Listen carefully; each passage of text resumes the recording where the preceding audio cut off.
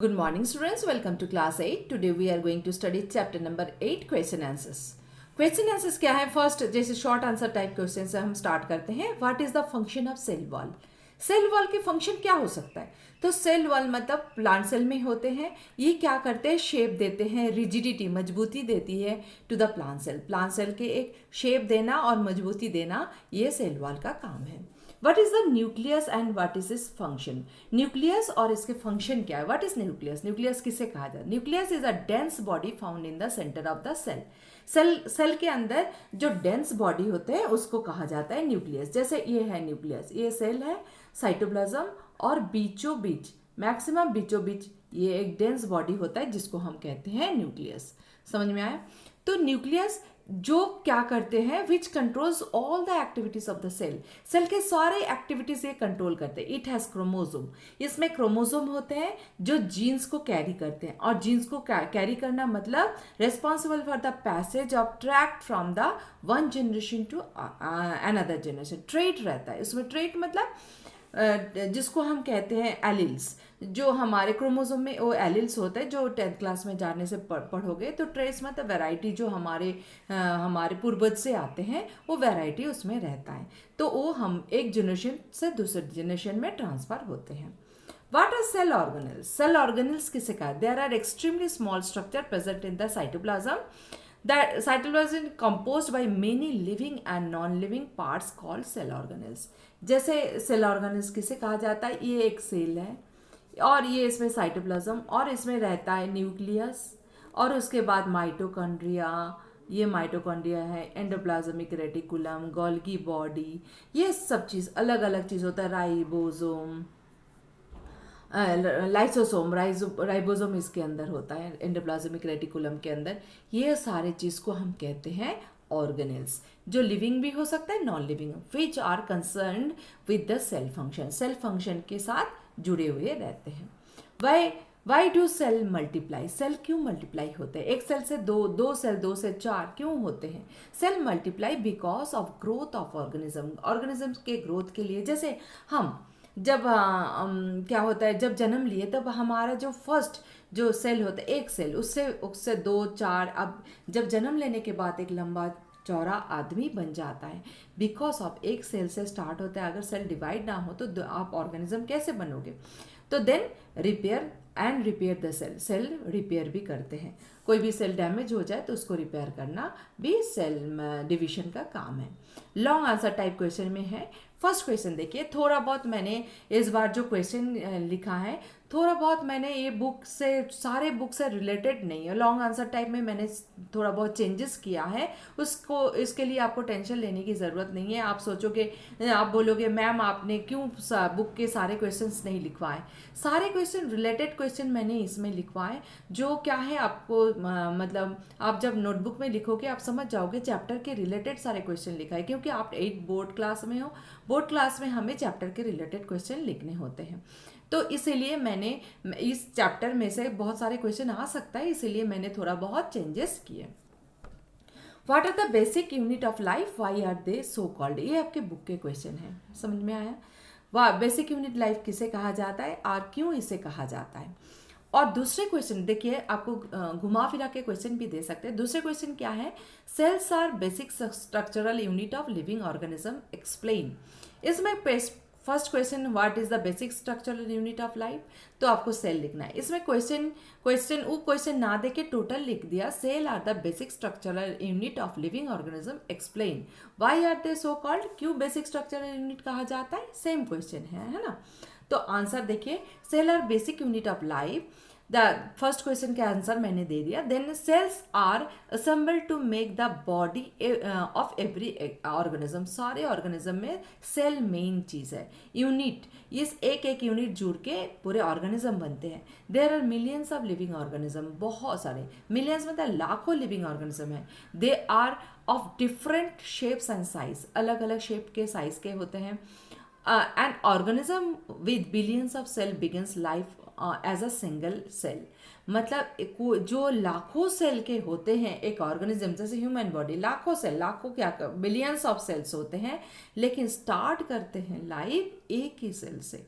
तो एक सेल से ये क्या होता है, बहुत सारे मल्टीसेलुलर बनते हैं। Which is a fertilize egg, कैसे होता है सिंगल सेल, एग फर्टिलाइज करके। The fertilized egg cell multiplies and number of cells increase as development proceed, मतलब एक फर्टिलाइज सेल मल्टीप्लाई होते हैं, मतलब सेल डिवाइड करके नंबर ऑफ सेल बनते हैं, बढ़ाते हैं, और एज डेवलपमेंट प्रोसीड, जितना डेवलपमेंट जरूरी है उस हिसाब से वो सेल डिवाइड होते हैं। So cell is called the basic structural unit of living organism. समझ में आया आंसर। अब आते हैं what are the difference between plant cell animal cell. ये आपको पहले ही समझा दिया, पेज नंबर 99 बुक में है, वो आपको वहां से लिखना होगा।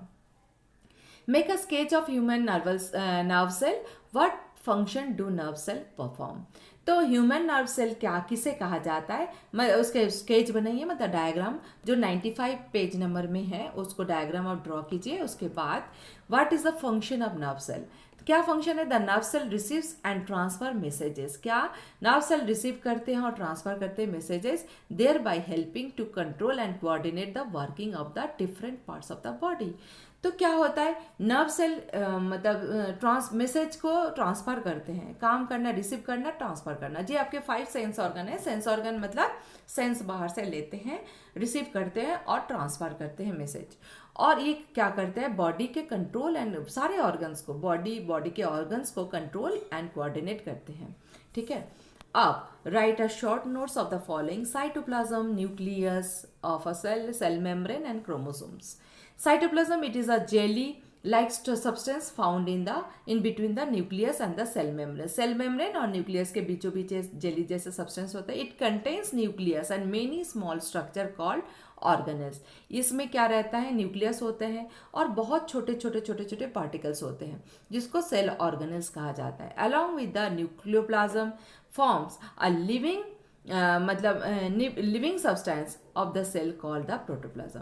और लिविंग सब्सटेंस को कहा जाता है, सेल के लिविंग सब्सटेंस को कहा जाता है प्रोटोप्लाज्म और न्यूक्लियोप्लाज्म लेके. अब आते हैं nucleus. It is a important component of the living cell, सबसे इंपॉर्टेंट होता है. It is generally spherical and located in the centre of the cell. Spherical मतलब एकदम राउंड शेप के होते हैं और सेंटर में रहते हैं. It can be stain and seen easily with the help of the microscope. इसमें क्या होता है, जब आप वो आयोडीन या कुछ डालते हो ना, सैफरिन, तो ये स्टेन हो जाता है, मतलब इसमें वो कलर आ जाता है, तो अच्छी तरह से माइक्रोस्कोप के नीचे दिखाई देते हैं. इट और क्या है, nucleus is separated from the cytoplasm by a membrane call nuclear membrane. एक मेम्ब्रेन से ये अलग किया जाता है जिसको न्यूक्लियर मेम्ब्रेन कहा जाता है. The liquid substance of a nucleus is termed as nucleoplasm. जो न्यूक्लियस में जो लिक्विड सब्सटेंस होते हैं उसको कहा जाता है न्यूक्लियोप्लाज्म. ओके, अब आते हैं cell membrane. It is porous membrane. Cell membrane क्या है, सेल के आउटर जो कवरिंग होता है उसको सेल मेम्ब्रेन कहा जाता है. ये पोरस होता है, मतलब छोटे छोटे छेद होते हैं. And it is also called the plasma membrane. इसको प्लाज्मा मेम्ब्रेन भी कहा जाता है. It is a very thin layer covering the cell wall. Cell मतलब ये थिन लेयर कवरिंग लेयर है जो सेल के होते हैं, सॉरी सेल वॉल के नहीं, सेल के होते हैं. Function, it protects the cell, cell को प्रोटेक्ट करते हैं. It provide shape to the cell, cell को शेप देते हैं. It allows material to enter and leave the cell through the tiny holes. ये जो पोर्स है, ये पोर्स क्या करते हैं, मटेरियल को बाहर से अंदर लेना, सेल के अंदर लेना, सेल में जो नहीं चाहिए वो बाहर फेंकना. ये दोनों काम ये सेल मेम्ब्रेन के थ्रू होते हैं. क्रोमोसोम थ्रेड लाइक स्ट्रक्चर होते हैं, न्यूक्लियस के अंदर होते हैं, contain in nucleus which carry genes of the on them and help in the inheritance are called chromosomes. जो जिसमें जीन होते हैं क्रोमोसोम के अंदर और जो मतलब नेक्स्ट जनरेशन में जाते हैं. Explain why chloroplast are found only in plant cell. Chloroplast क्यों प्लांट सेल में होता है. Chloroplast contain chlorophyll which synthesize food in plants by the process of photosynthesis. Chloroplast क्या है, उसमें क्लोरोफिल रहते हैं जो क्या करते हैं, फूड बनाते हैं, सिंथेसाइज मेक करते हैं फूड. और क्या करते हैं, जो प्रोसेस को कहा जाता है photosynthesis. No photosynth is occur in animals. कोई फोटोसिंथेसिस एनिमल्स में नहीं होते, so they do not contain chloroplast. Animals food produce नहीं कर सकते, हिट्रोट्रॉफ है, इसलिए इनमें कोई मतलब क्लोरोप्लास्ट नहीं होते। What is tissue? Tissue is a group of similar sales performing a specific function. Tissue क्या है? एक ही जैसे सेल से बनते हैं लेकिन फंक्शन सिमिलर सेल से बनते हैं, परफॉर्मिंग अ स्पेसिफिक फंक्शन, मतलब स्पेशल फंक्शन करने के लिए। Gene, it is a unit of inheritance in living organism. मतलब जीन कहा जाता है इनहेरिटेंस, मतलब हमारे जो जनरेशन टू जनरेशन जो यूनिट होता है उसको कहा जाता है जीन, जो ट्रांसफर होते हैं। Organ, an organ is a group of tissue performing a specific function. Organ क्या है? टिश्यू के बहुत सारे ग्रुप ऑफ टिश्यू से ऑर्गन बनते हैं जो स्पेसिफिक फंक्शन करते हैं, जैसे हार्ट है, जैसे किडनी है, जैसे लीवर है, ये ऑर्गन है। ठीक है, और सारे क्वेश्चन आंसर्स अपने आपको मैंने टिक करना है करवा दिए। ये मतलब यस नो, फिर सारे जो कॉलम फिल कर दिए आप। इससे ये बुक के जो चीज़ें बुक में फिल करना है, और जो क्वेश्चन आंसर्स लिखने हैं जो अब मैंने लिख के भेजा ये आप नोटबुक में लिख लेना। Okay, thank you. और अच्छी तरह से पढ़ाई करोगे, ये चैप्टर बहुत इंपॉर्टेंट है, इसीलिए एक्स्ट्रा क्वेश्चन मैंने थोड़ा बहुत दिए बुक के अलावा। बुक में से भी लिए, बुक के बाहर से भी दिए, मतलब बुक के क्वेश्चन आंसर्स के बाहर से भी दिए। अंडरस्टैंड? Okay, thank you.